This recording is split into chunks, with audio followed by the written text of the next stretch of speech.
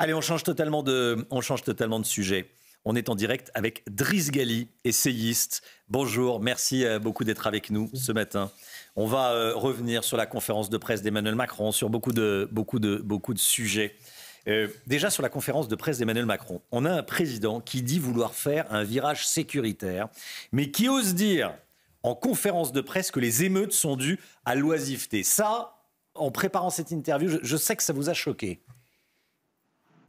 Ah oui, comme de nombreux Français, de nombreux observateurs.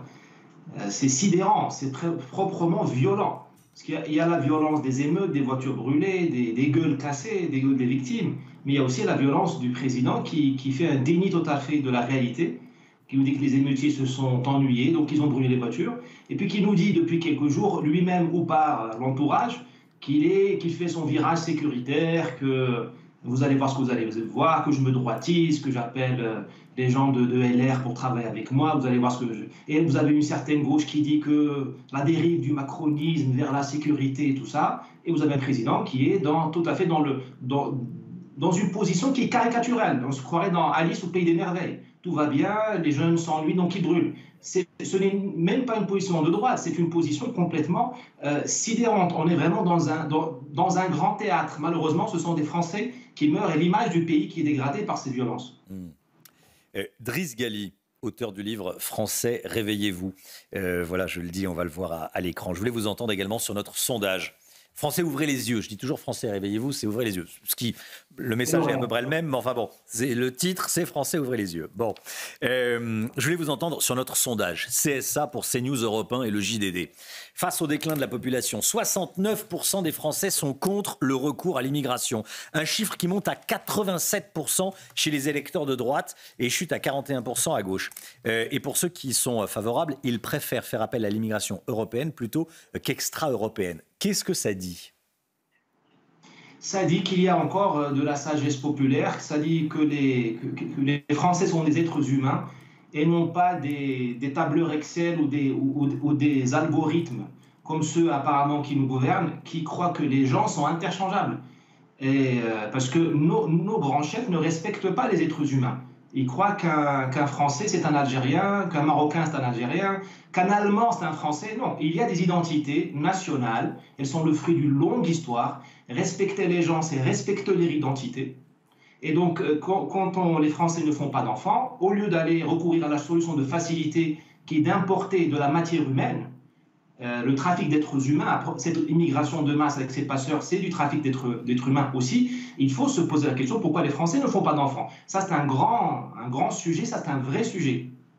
Alors, Driss Ghali, on sait également, en revanche, que le nombre annuel d'enfants nés de deux parents eux-mêmes nés en dehors de l'Union européenne est en forte hausse.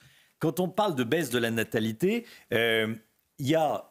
Ça, c'est très intéressant, on en a parlé cette semaine. Le nombre d'enfants nés de deux parents nés en France baisse drastiquement et le nombre d'enfants nés de deux parents nés en dehors de l'Union européenne augmente beaucoup.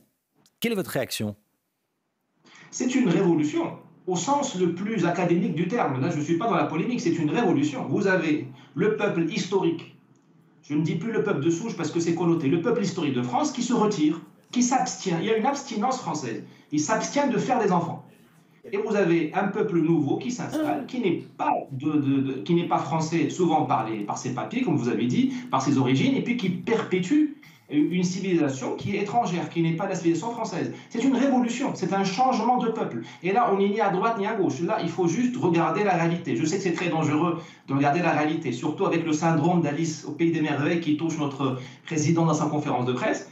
Et puis, vous avez un deuxième point là-dessus, c'est ce peuple français historique, il s'abstient de faire des enfants au moment où il quitte les territoires contestés, les 750 zones de non-droit, au moment où on lui dit que l'Europe va le remplacer, qu'il ne sert plus à rien, que l'avenir c'est l'Europe.